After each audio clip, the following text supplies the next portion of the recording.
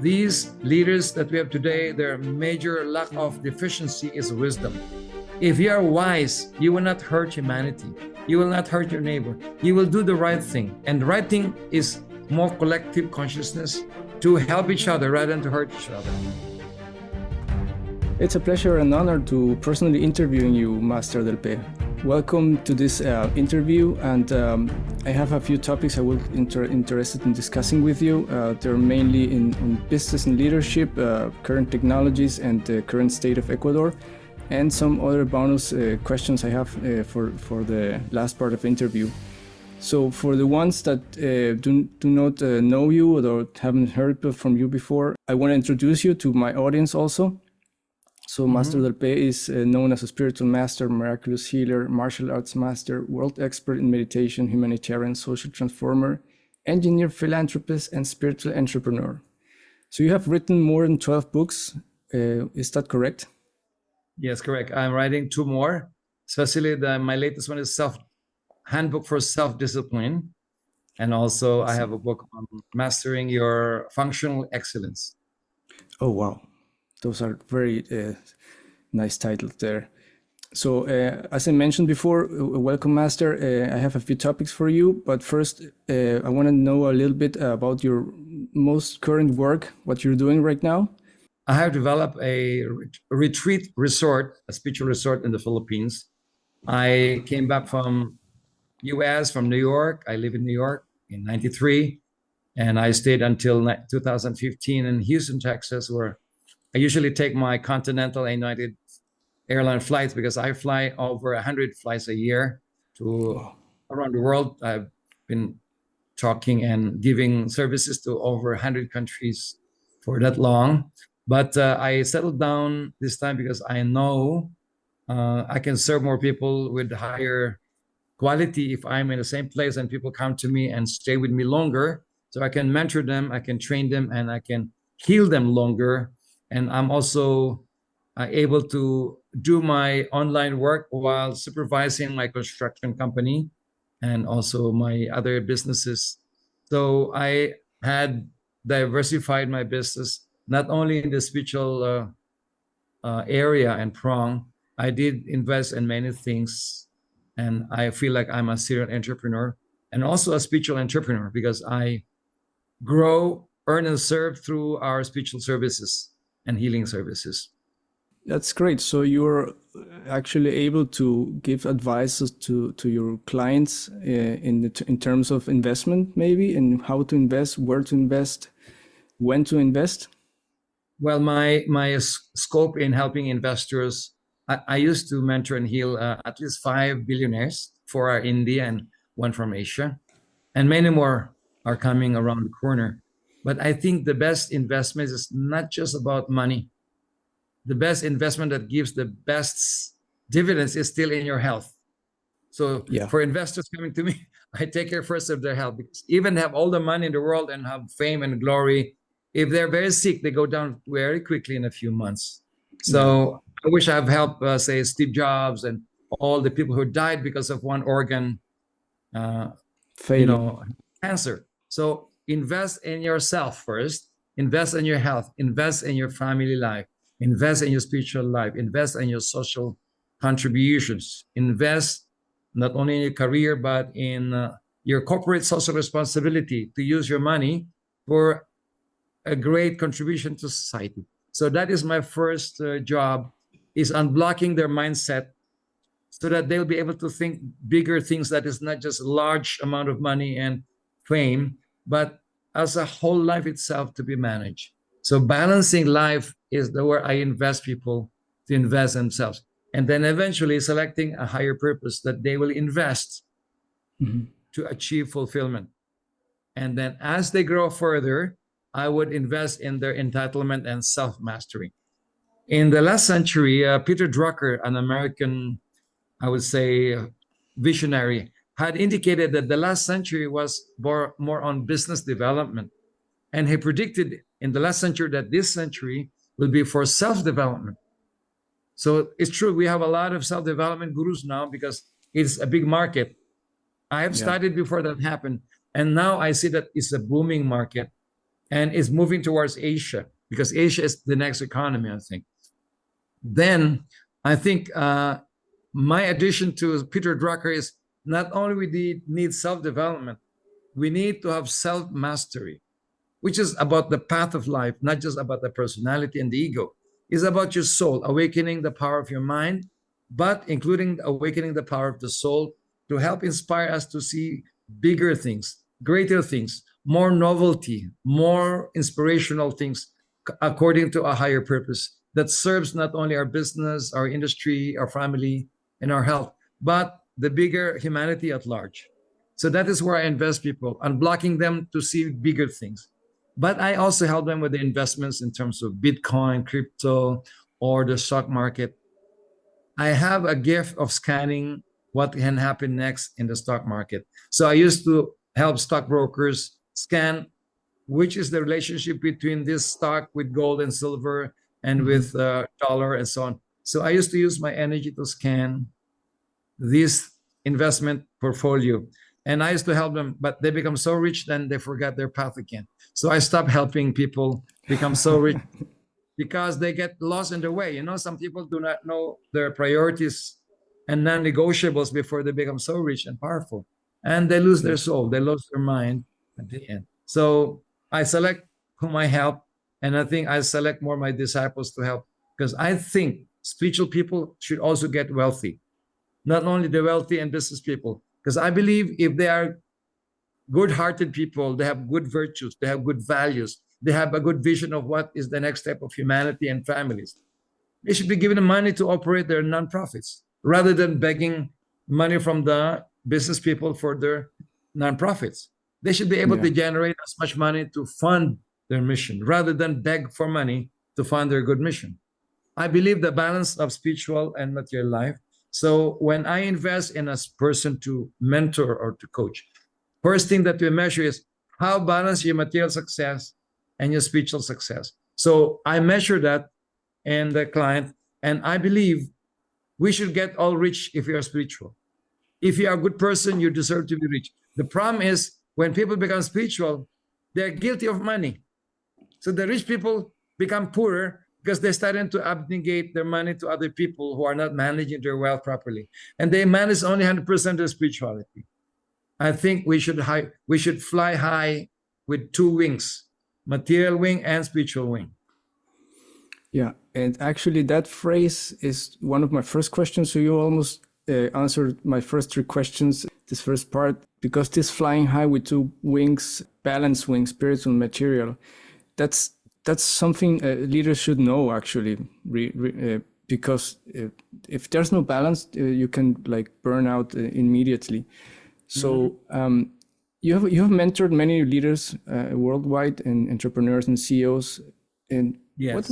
What would be the most critical piece of advice that you offer them to navigate both their personal and professional life with wisdom and balance? What would that be?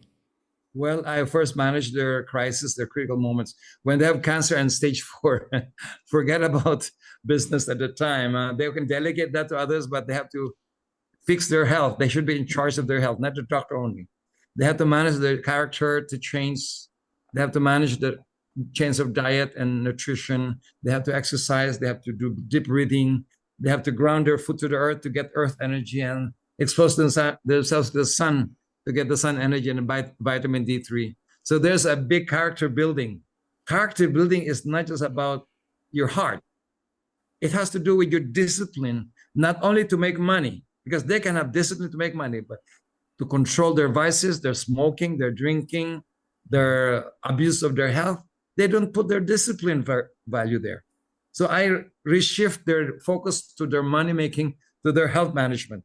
So if people are really in poor health, I first help them manage their poor health to regain back their health. If they're depressed and they're suicidal, because some people are suicidal, even doctors can be suicidal because they're burnout. I have first to help them not to commit suicide, because if they commit suicide, then forget about business, right?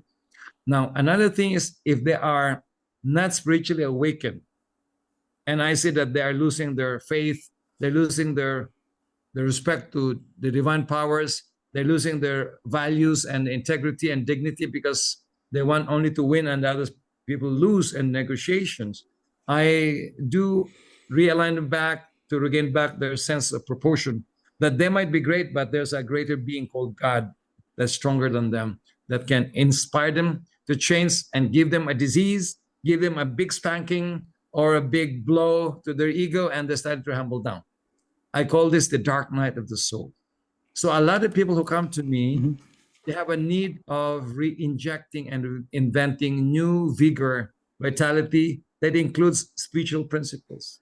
The rules of life include spiritual rules. It's not just financial rules. A person can be good in financial rules but fail in the value formation, the principle rules, the rules of health, the rules of a good family life, the rules of a good societal citizen who contributes back to society, and then the rules of dignity. So a lot of these rules I put into their consciousness, and comes wisdom. If there's wisdom, you will not hurt anyone, because wisdom does not correct, does not do wrong things. It always do the right thing, not only the correct thing, because the mind will give you what is the correct thing to do in a decision. It is the heart and the soul that gives you what is a wise thing to do, the right thing to do. So right is higher than correct. So people had been doing the correct things using the power of the mind, the power of education, the power of logic. But logic and science does not cover every ground on life. There are more things that are not scientific than scientific. Love is not scientific. Integrity is not scientific. Wisdom is not scientific. Philosophy is not scientific. Divinity, enlightenment is not scientific.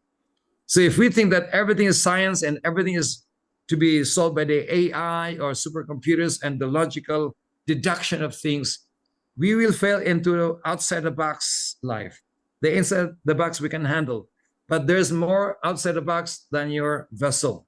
Your own consciousness is that small.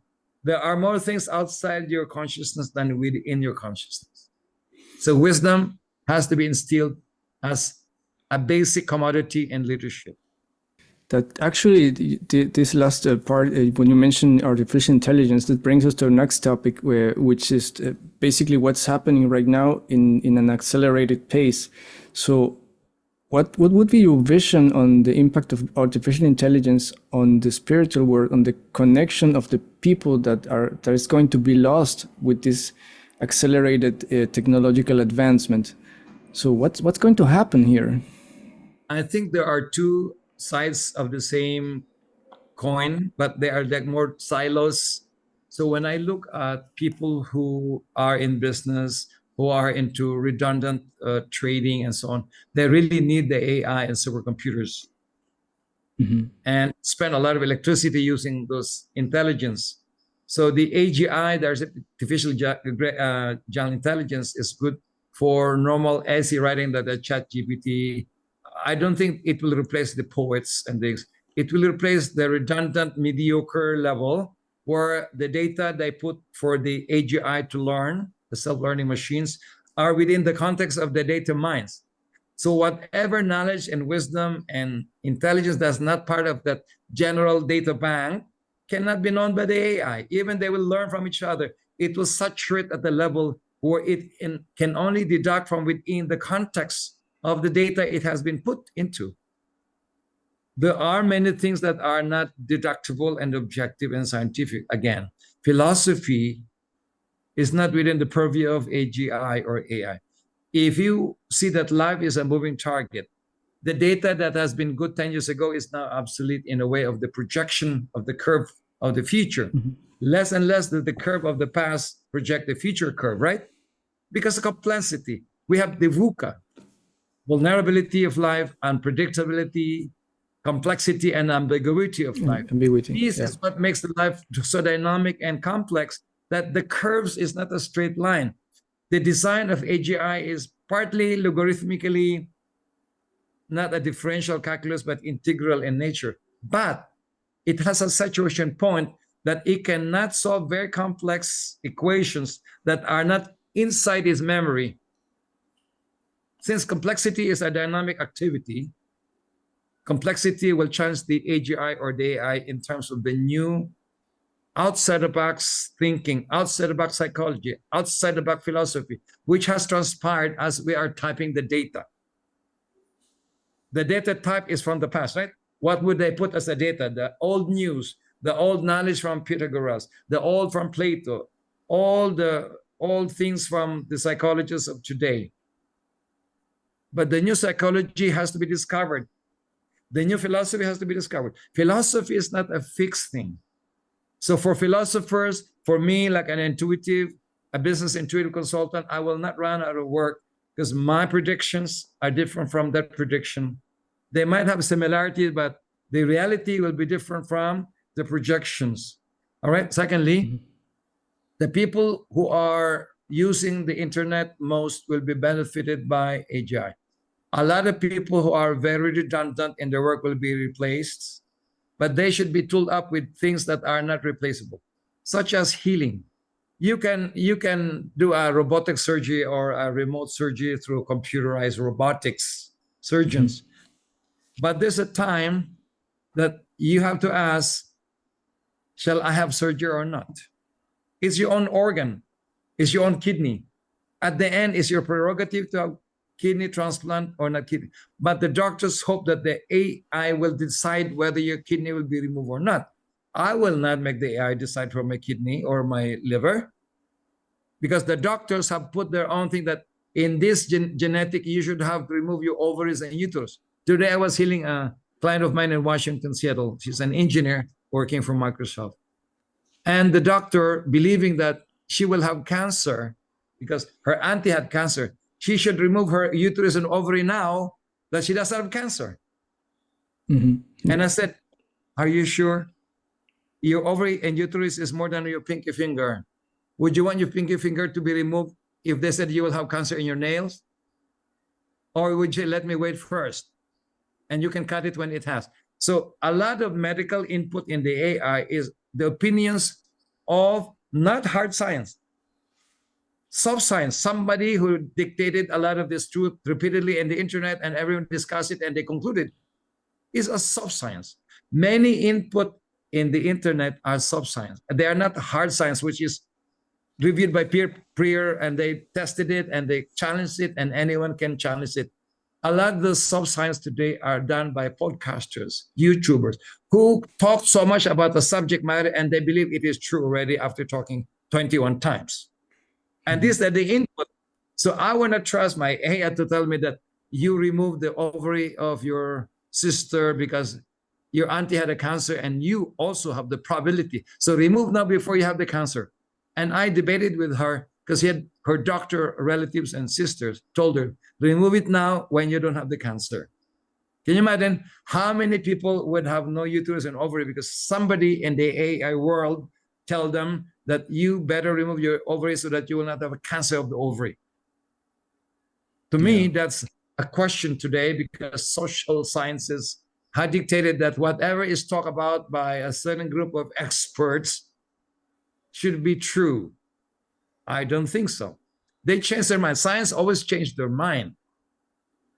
And so with their predictions, so with their diagnosis, so with the prognosis. So I think the AI has a big role to help write essays for people who want to affect quiz. But I think, Mikhail, I don't think they will replace you as a digital designer programmer because you always have new creative output that the computer don't have yet and the AI don't have, because life is always changing. So when you look at life, you at the clouds is not the same as yesterday when the photographer submitted the cloud data to the cloud of internet.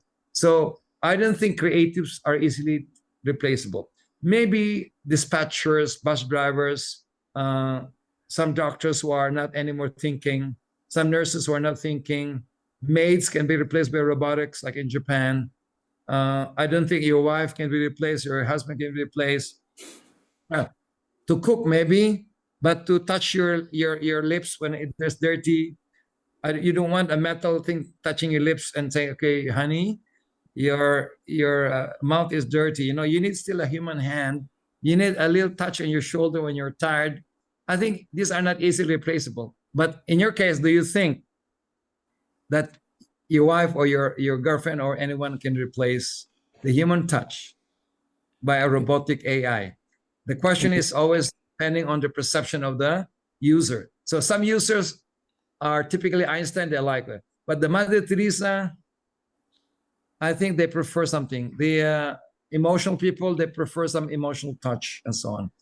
And in my case, I would combine the use of AI with the use of hand and the use of a human mind and the use of intuition. Intuition cannot be using AI because intuition is not logic, it's beyond logic. AI is still logical. And as far as I'm concerned, I think we can use AI, we can use supercomputers, but you can still use the human mind, the human spirit, and the human soul, as there's no value replacement to it. Yeah, definitely. And human connection, actually, the what you mentioned, you know, the feeling that you have someone by your side to comfort you, that's something that probably won't be replaced by any conscious being, conscious technological being. So yeah, an interesting point. So let's dive into. You replace your children, right? Even how about sometimes you can just let me replace you with a very obedient AI, a child, you know? So let's dive into another topic here. So we here in Ecuador, I'm living in Ecuador now. So we have now a very interesting crisis going on. We have a lot of violence in the society. It's like a little disturbed about what's going on here. I won't go into the details, but from your global experience, how do you believe spirituality and consciousness can help heal the roots of these problems? Because we have our problems that are very deeply rooted in something that's like beyond us.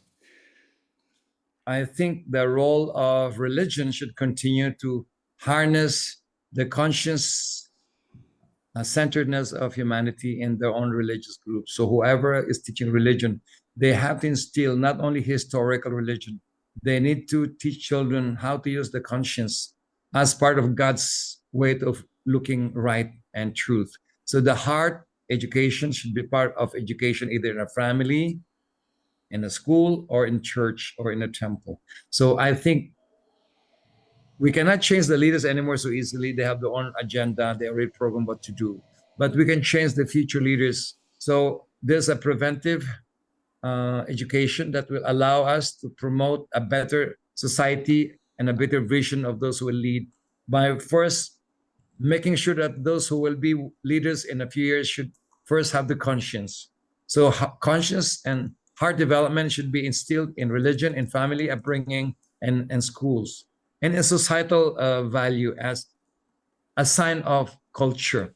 Secondly, those who are parents, they should start in to be a good example of conscience and wisdom and a good heart so that children will emulate them through copy education, so that they will teach them by leading through example. And entrepreneurs who are parents, having developed the heart and conscience, should do that also in the workplace. So it becomes a viral contamination, a domino effect. So if we cannot change the leader now in who is ever elected or something, we can change where we can change. We have to change where we can change. Do not change things you cannot change. So we should focus on what we can do rather than what we can do. So anyone who can do something should do it rather than waiting for leaders to change. And the leader in all levels should be changing their environment. Now, the failure and success of any institution, so with the government, so with the country, so with the world, always depends on leadership. If leadership fails, that institution fails. Around 70% of the right choice of leaders and people around leaders already is where success can be found and failures can be found. So leaders or people who are prayerful, they should pray for the leaders to change for the better, to have a conscience, to have wisdom. So the missing thing in the world today, whether it's in Ecuador or Peru or United States or Europe, is the gaps of wrong decisions attributed to the lack of heart will always make people lose while they win. It's not a win-win. So I like to put my interest in the United Nations and the World Bank or anything at the expense of other countries because I'm the proponent of the World Bank, something like that. See, if you are the proponent, and you don't have a conscience, you are the worst enemy of the people. The world at large will be jeopardized by the lack of conscience of the leader and the lack of wisdom. The lack of wisdom doesn't allow you to do the right thing. You can do the wrong thing or the correct things, but not the right things if wisdom is not available. So these are the two missing things in our education, in our leadership: the lack of heart and conscience to do the right thing, to have the win-win outcome, the lack of wisdom to lead properly, to do the right thing also. So rightness is higher truth than correctness, which is just true and correct, but not right. So these are the two missing things in societal leaders, in government leaders, and so on. So I think the approach is a hybrid. Those who can do whatever they can do in their own local area should do whatever they do to lead their area. I see it as a global concept. Globally aware what's going on in the world, affecting the macrocosmic factor, affecting your economy, your government, your money, and so on. And also locally effective. The local is global and local. Locally effective to manage what you can manage in your own world, in your own territory, in your own family life, in your own business. We cannot have one solution. One size doesn't fit everything. So we need to adapt and creatively adapt, keep on adapting, because the problem is also a moving target. Solutions have to move with the problem as a moving target. For example, this year you have this problem. Even you change your president, if they go to another president who has another problem of character, or they are not prioritizing the citizens, you will have another form of problem. It's not about narco, it's not about the terrorists or something. You will have another problem because the leaders are the symptoms of the problem. If you create a wise leader, there is growth in the country. If you attract a corrupt leader, you will have poverty in the country. If you have a very aggressive and bad leader, you will have lawlessness. The peace and order of the country is. So the country is a symptom of a cause. The cause is a trigger, is triggered by the leaders of a country. So aside from praying for people who are religious, pray for your leaders to change. Aside from your local effect on your leadership to your local constituents, aside from your company, if you are a company leader, you have to really think of a think tank. Group yourselves, starting with one group, to be think tanks, to think of solutions, not only within the context of inside the box. The outside box solutions are more powerful, but they are more difficult to implement because not all people believe in it. But eventually they don't have a choice. Because if the problem is a complex problem, it should be an outside the box solution, not inside the box. Problems can be solved with best practices within the box. When the problem becomes a crisis, it is outside the box already. You have to deal it with creating new solutions, not within the context of the box. Yeah, with creativity, actually, yeah. Yeah, actually, what you meant is a nice phrase that I got from Simon Sinek years ago, that he tells us that be the leader you wish you had if there's none of, or when the leader is not functioning right. So yeah, we have a very Can you repeat that, Michael? Can you repeat that so the audience can hear? Yeah, be the leader you wish you had is the phrase. So when something's not working, when the leader is absent or it's not working, so you have to you can choose to step up, because it's a choice. Being a leader. The leadership legend. The leadership is like when you leave a company or a family, they are better than before, and they can stand on their own to lead themselves, leading. So that's why I always tell people we have to teach children how to be self-managed. That's one basic thing that a leader would do to a leader child to be. Because if they are self-managed, they can manage others. People who are mama's boys, mama's girls, when they become leaders, they have a problem. They are the most difficult because they are not confident. They don't have trustworthiness. They don't have dependency and initiative. And so people, if we want our children to become leaders of the future, self-management, leading oneself is a very basic need. Then you can lead others. Yeah, now, as a parallel to that, we should become what we want the world to become. Be the leader you want others to be also. Be the father you want your child to be. Very powerful. Yeah. So finally, and I cannot stress this enough for everyone that's watching this interview. This is actually a great opportunity to get involved, to explore your curiosity and about what Master is bringing us today, because, and many people don't know that yet, but you're coming to Ecuador, right?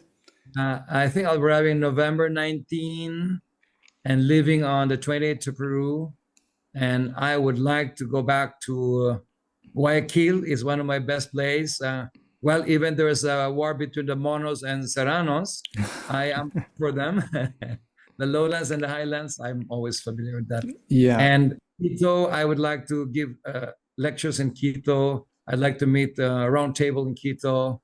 And I would like to bring people to Papayacta Termas. You know that when they were constructing the Papayacta Termas near Quito, I was one of the mentor of the architect, and even some of the owners want to give me some of their cottages to buy at that time. It's still starting.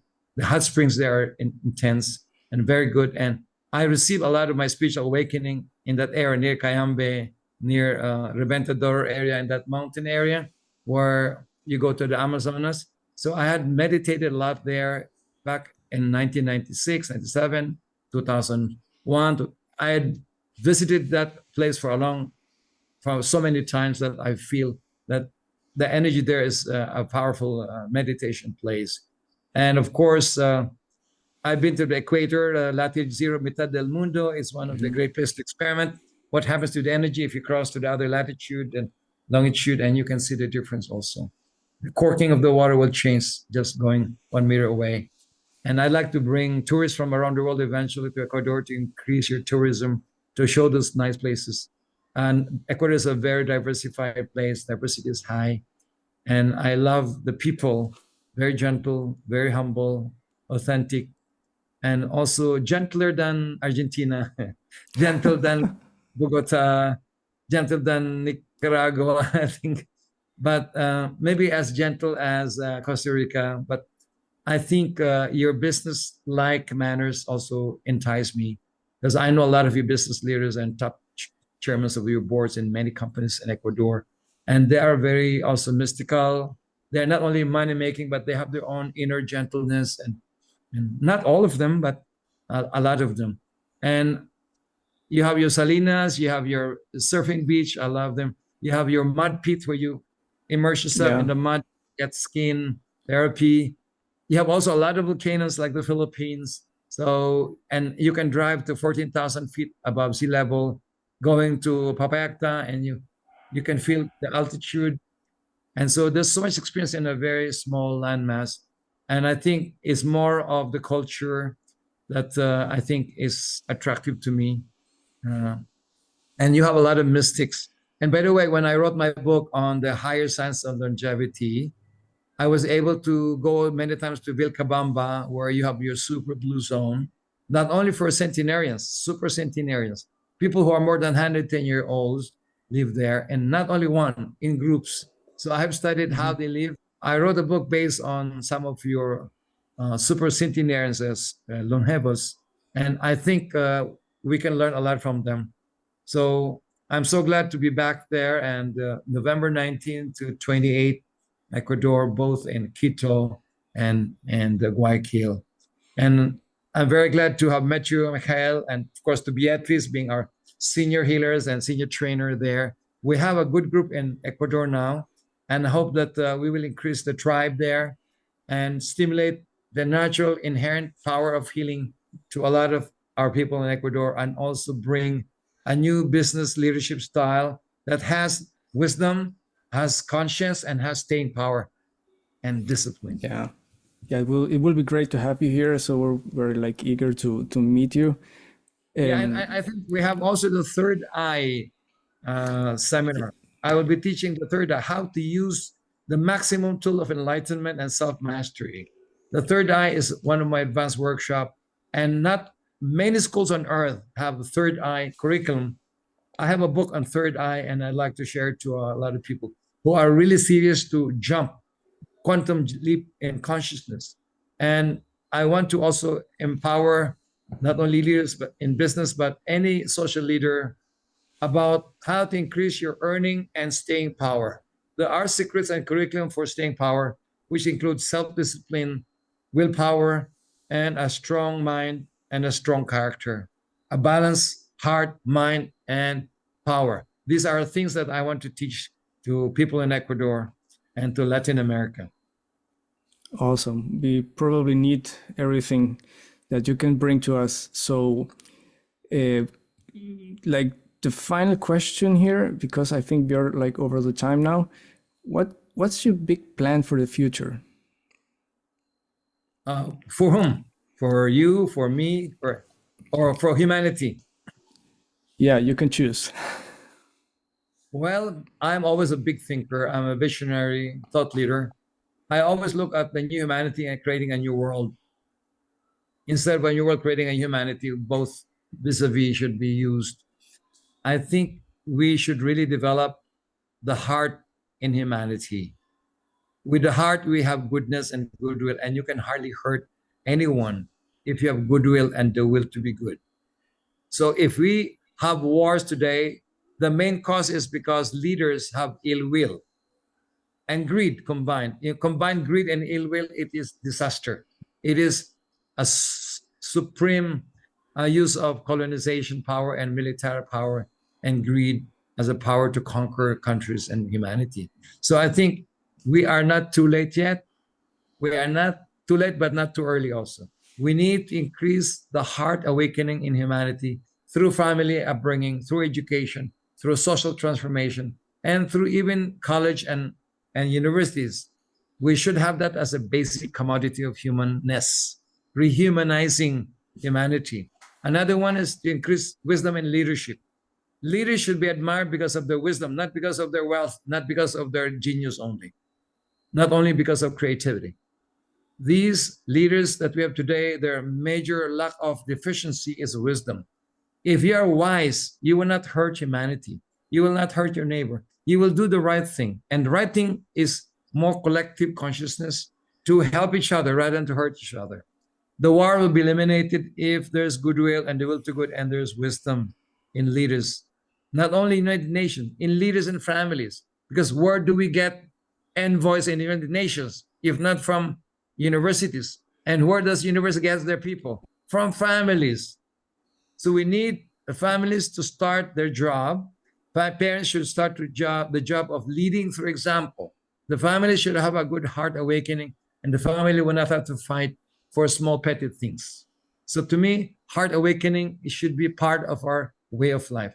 Secondly, we need to instill the intelligent use of the heart, but the mind should be guided with the heart as well. So intelligence lovingly applied and heart intelligently applied. The heart and mind awakening will cater to the new values of humanity that caters wisdom as a basic quality of a leader.